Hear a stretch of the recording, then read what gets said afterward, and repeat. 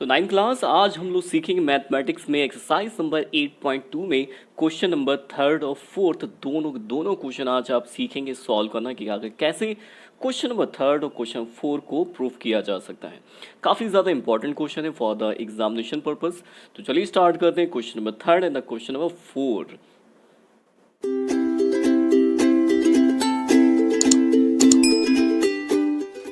तो question number third मैंने यहाँ पे नोट कर लिया है, जिसमें यहाँ पे गिवन है A B C D is a rectangle, जो मैंने यहाँ पे रेक्टेंगल बना भी लिया है इसी साथ में।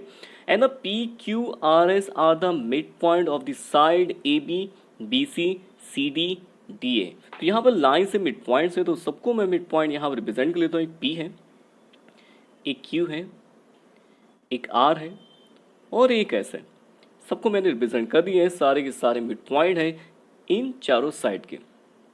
अब यहाँ पे शो करना है show that quadrilateral P Q R S. तो मुझे यहाँ पे पी क्यू आर एस को दिखाना है, रिप्रेजेंट करना है। तो पी क्यू आर एस कौन सा क्या चीज़ है?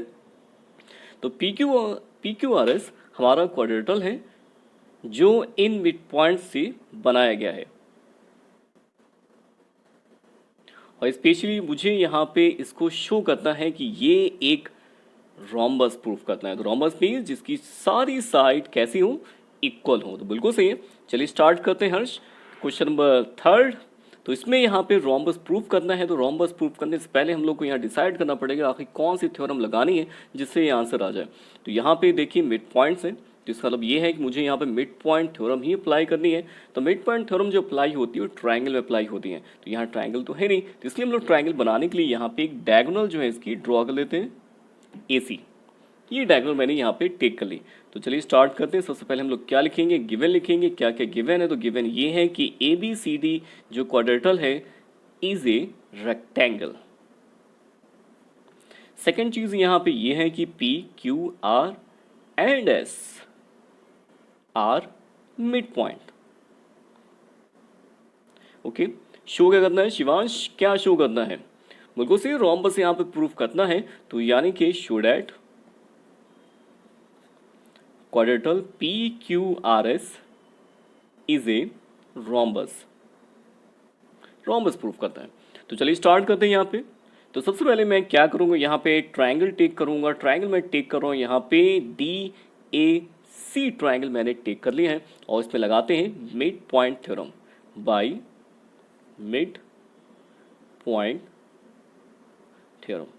तो मिड पॉइंट थ्योरम याद होगी आपको, मैं एक बार लिख देता हूँ यहाँ पे।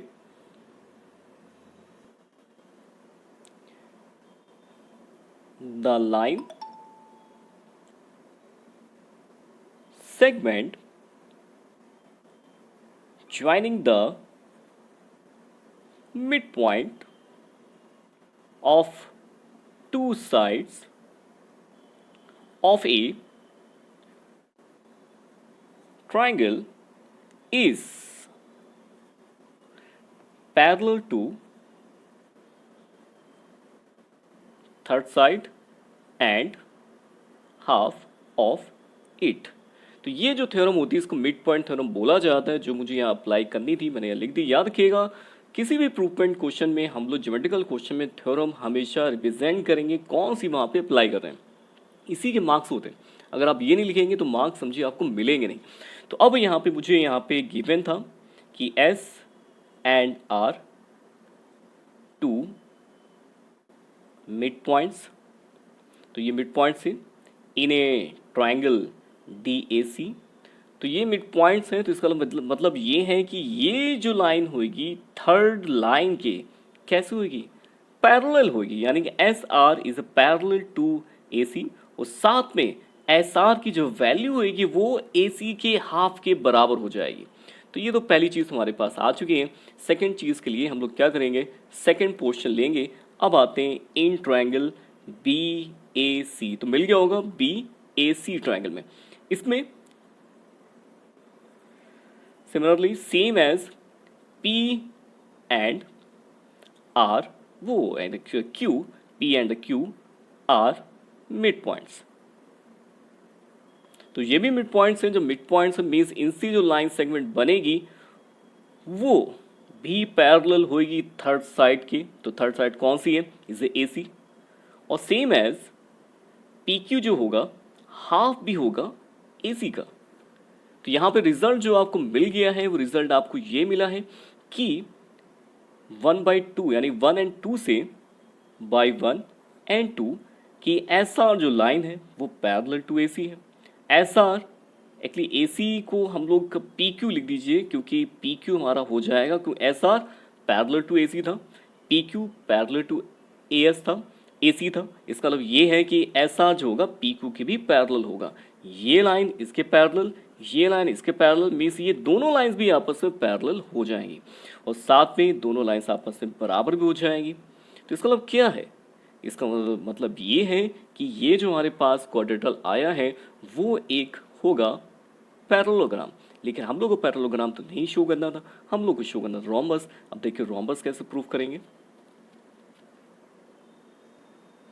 अब हम लोग क्या करेंगे, देखिए अपोजिट साइड तो इक्वल हो गई हैं, लेकिन मुझे चारों साइड इक्वल दिखानी थी, इसलिए हम लोग यहाँ पे बिल्कुल सेम उसी मेथड से एक डायगोनल और ड्रॉ कर लेंगे, इसे बी डी डायगोनल एक और ड्रॉ कर लेंगे, जिससे हम लोग अब इस ट्राइंगल में सिमिलरली ये वाली लाइन इसके पैरेलल हो जाएगी, ये वाली लाइन इसके पैरेलल हो जाएगी। तो रिजल्ट हमारा ये आ जाएगा, ये सी लाइन इक्वल और पैरेलल दोनों हो जाएंगे, जैसे अभी यहाँ पे किया था।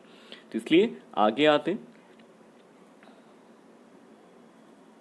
सिमिलरली इन ट्राइंगल, या कि डायरेक्टली लिखना है, अगर आप एक चीज़ क्वेश्चन अप्लाई कर देते हैं तो सेम अगर वही चीज़ आपको दोबारा अप्लाई करनी है तो आप जो है उसको डायरेक्टली भी लिख सकते हैं। तो मैंने यहाँ पे दो ट्राइंगल टेक कर लिए हैं। एक ट्राइंगल मैंने ए डी बी लिया और एक बी डी सी लिया, जिसमें वो मिड पॉइंट थे। तो सेम एज मुझे यहाँ पे भी एस पी जो होगा पैरेलल टू आर क्यू मिल जाएगा और एस पी जो है इक्वल टू आर क्यू मिल जाएगा। तो मुझे यहाँ पे नंबर 3 ये मिला था, नंबर 4 ये मिला। तो यानी कि मुझे यहाँ पे अपोजिट साइड इक्वल मिल चुकी हैं, लेकिन मुझे तो रोम्बस दिखाना है, मुझे चारों साइड इक्वल दिखानी है। अब ये चारों साइड कैसे इक्वल आएंगे? तो हम लोग जानते हैं कि ये जो गिवन था ए बी सी डी एक रेक्टेंगल था। तो जब रेक्टेंगल था तो इसकी डायगोनल जो होंगी बराबर होंगी। तो हम लोग यहाँ स्टेटमेंट एक डालते नीचे, वी नो दैट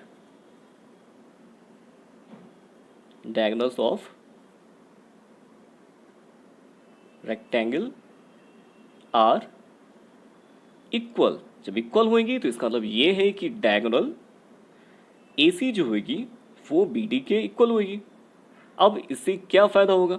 हम लोग को ये फ़ायदा होगा कि हम लोग का जो यहाँ पर रिलेशन था SR का AC के साथ, PQ का AC के साथ, इसी तरह से इसमें भी वही चीज़ आई थी कि ये लाइन इसके इक्वल थी और ये लाइन इसके इक्वल थी, यानी PQ जो लाइन थी AC इक्वल थी और SP लाइन थी BD के इक्वल थी हाफ के। जब ये BD के हाफ के इक्वल थी और PQ जो लाइन थी AC के हाफ के इक्वल थी और BD और CA दोनों आपस में इक्वल हैं, तो इसका मतलब ये है कि ये लाइन भी हमारी कैसी हो जाएगी?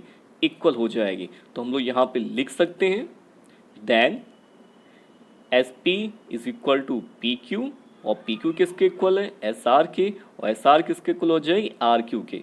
इससे हमें सारी साइड इक्वल मिल जाएंगे और सारी साइड इक्वल होने से hence quadrilateral PQRS is a rhombus, जो मुझे यहाँ पे प्रूव करना था। तो ये कंप्लीट क्वेश्चन हो जाता है एक सिंपल तरीके से। देखिए थ्योरम लिखना ज़रूरी है, थ्योरम आप लोग सारी याद कर लीजिए, उसके बिना आपको नंबर तो एग्जाम में मिलने नहीं है। तो चलिए स्टार्ट करते हैं नेक्स्ट क्वेश्चन। सारे क्वेश्चन एक जैसे हैं, सभी में लग रही है एक ही थ्योरम है, मिड पॉइंट थ्योरम। तो चलिए स्टार्ट करते हैं नेक्स्ट क्वेश्चन, क्वेश्चन नंबर 4।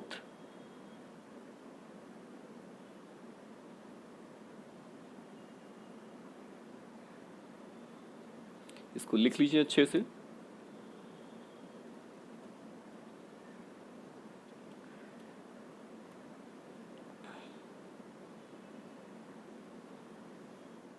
तो अब स्टार्ट करते हैं क्वेश्चन नंबर 4। काफ़ी ज़्यादा इंपॉर्टेंट क्वेश्चन है फॉर द एग्जामिनेशन पर्पस। तो इसमें क्या चीज़ गिवन है ऐसा जिससे ये इंपॉर्टेंट हो गया है? तो देखते हैं। ABCD is a trapezium. ABCD जो यहाँ पे दे रखा है वो ट्रेपेजियम है और जहाँ पे AB जो लाइन है वो DC के पैरेलल है। BD इज ए डायगोनल, ये डायगोनल है। E is a mid point of the AD। ओ ये काम की चीज़ है हमारे पास। E जो है पॉइंट वो मिड पॉइंट है किसका? AD का। मीन्स ये साइड ये साइड इक्वल है। साथ में यहाँ पे line is drawn through the E parallel to the A B, यानी ई से जो लाइन ड्रॉ की जा रही है वो ए बी के पैरेलल है और ए बी खुद डी सी के भी पैरेलल था पहले से। अब मुझे यहाँ पे शो करना है कि F is a point mid point of the B C. तो मुझे यहाँ पे दिखाना है कि जो बी सी लाइन है उस पर जो पॉइंट यहाँ पे एफ है जो इस लाइन ने इसके इंटरसेक्ट करने से बना है वो इसका मिड पॉइंट दिखाना है। तो मुझे यानी ये शो करना है कि बी एफ जो होगा इक्वल होगा एफ सी के। नमस्कार जी, देखिए क्वेश्चन कैसे लगाना है, सिंपल मेथड से बताऊंगा, नोट करते रहिए। तो बी एफ यहाँ पे मुझे एफ सी के इक्वल दिखाना है। तो अब मुझे कैसे दिखाना है, चलिए स्टार्ट करते हैं। तो यहाँ पे दो मिड पॉइंट नहीं दे रखे हैं, यहाँ सिर्फ एक मिड पॉइंट दे रखा है ई, और साथ मुझे ये लाइन दे रखी है इसके पैरेलल। तो यानी कि यहाँ पे जो लगेगा मिड पॉइंट का कन्वर्स वाली कंडीशन, जिसमें एक पॉइंट होता है और एक पैरेलल लाइन होती है। तो चलिए पहले यहाँ पे लिख देते हैं in triangle D A B, जिसमें गिवन है E mid point and E जो लाइन है पैरेलल है, लेकिन इसका नाम डालना पड़ेगा। तो ऐसे यहाँ पे पॉइंट मैं ले लेता हूँ एस, ताकि यहाँ पे मैं रिप्रेजेंट कर सकूँ कि ये लाइन कैसी है, ए बी के पैरेलल है। तो लगाते हैं इसमें बाई थ्योरम। तो इसमें थ्योरम जो लगेगी आपकी सेकंड लगेगी जो मैंने लिखवाई थी, the line drawn through the mid point of one side of a triangle is parallel to another side bisect the third side। देखिए थ्योरम लिखना ज़रूरी है। तो क्या थ्योरम कह रही है, जब भी एक ट्राइंगल में कोई एक लाइन एक साइड के मिड पॉइंट से ड्रॉ की जाए जो बेस के पैरेलल हो, मीन सेकेंड साइड के पैरेलल हो, तो वो थर्ड साइड को हमेशा बाइसेक्ट करेगी। मीन्स ये वाला पोर्शन इक्वल हो जाएगा। तो D S is equal to S B, means S is a mid point of D B.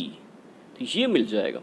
तो ये चीज़ हमारी एक चीज़ हो चुकी है, लेकिन अब जो मुझे दिखाना ये है कि f is a mid point. Target हमारा f तक पहुंचना है। अभी हम लोग s तक पहुंच चुके हैं, लेकिन s के बाद अगला जो होगा स्टेप f होगा, जिससे आंसर हमारा आ जाएगा। तो इसके बाद आते हैं नेक्स्ट ट्राइंगल पे, ट्राइंगल बी डी सी। तो बी डी सी में हम लोग को पता है कि डी सी लाइन जो थी ए बी के पैरेलल थी, ए बी के पैरेलल थी, लेकिन ए बी तो ई एस के पैरेलल था और डी सी ए बी के पैरेलल था। इसका मतलब ये है कि ई एस डी सी के पैरेलल भी होगा। तो हम लोग लिखते थे यहाँ पे S is a mid point. देखिए मिड पॉइंट मैं इसलिए लिखता हूँ क्योंकि मिड पॉइंट थ्योरम यूज़ करनी है, आपको मिड पॉइंट तो रिप्रेजेंट करना पड़ेगा कौन किसका है, तभी आंसर सही से रिप्रेजेंट हो पाएगा।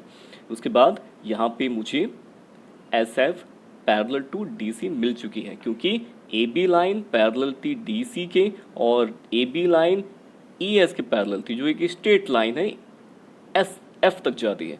तो जब ये लाइन इसके पैरेलल है और ये लाइन इसके पैरेलल है, मीन्स ये सी लाइन इसके भी पैरेलल होगी। तो स्पेशली मैंने सिर्फ इतना सा पोर्शन लिया है क्योंकि मुझे सिर्फ इस ट्रायंगल में रहना है सी डी बी में, इसलिए मैंने पूरा नाम नहीं दिया है, सिर्फ एस एफ यहाँ पे लिख के छोड़ दिया है। अब सेम एज लगाते हैं यहाँ पे, सिमिलरली बाई थ्योरम, जो ऊपर मैंने थ्योरम लिखी थी वही यहाँ भी थ्योरम लगी। क्यों? क्योंकि मुझे यहाँ पे एक मिड पॉइंट पता है, लाइन ये सी वाली इसके पैरेलल है। ठीक है, डायग्राम उल्टा कर देखिएगा सोच के, ये डायग्राम उल्टा करके देखिए, ये मिड पॉइंट है, ये लाइन पैरेलल जा रही है बेस के, यानी कि ये एक ट्रायंगल में एक साइड का एक मिड पॉइंट दे रखा है, वहाँ से एक लाइन जा रही है सेकेंड लाइन के पैरेलल, तो वो थर्ड साइड को बाइसेक्ट करेगी। So S F bisect B C, जब बी सी को बाइसेक्ट करेगी तो यही तो हमारा आंसर था, तुम्हारा एक कंप्लीट आंसर हो जाता है। तो ये हमारा प्रूफमेंट मिल चुका है कि B F is equal to F C, means उसका वो एफ पॉइंट मिड पॉइंट हो चुका है, क्योंकि यहाँ पे एक साइड में एक मिड पॉइंट था, लाइन पैरेलल थी, तो मीन्स वो थर्ड साइड को लाइन बाइसेक्ट करेगी। तो इस तरह से क्वेश्चन हमारा कंप्लीट होता है कि इजी मेथड से। तो चलिए फिर स्टार्ट करते हैं नेक्स्ट क्वेश्चन। वो भी काफ़ी ज़्यादा इंपॉर्टेंट क्वेश्चन है फॉर द एग्जामिनेशन पर्पज, इसको लिख लीजिए अच्छे से।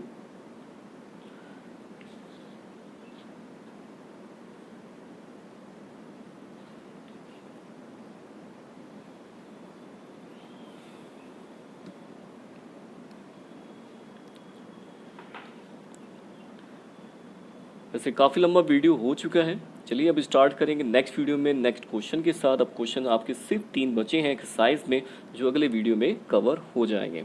चलिए फिर मिलते हैं नेक्स्ट वीडियो में नेक्स्ट क्वेश्चंस के साथ।